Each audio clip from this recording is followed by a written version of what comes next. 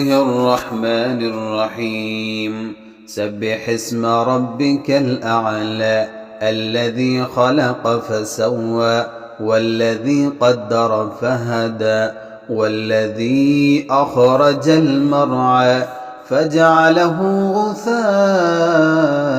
أحوى سنقرئك فلا تنسى إلا ما شاء الله إنه يعلم الجهر وما يخفى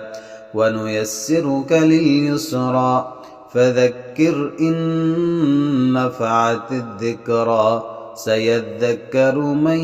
يخشى ويتجنبها الأشقى الذي يصلى النار الكبرى ثم لا يموت فيها ولا يحيا قد أفلح من تزكى وذكر اسم ربه فصلى بل تؤثرون الحياة الدنيا والآخرة خير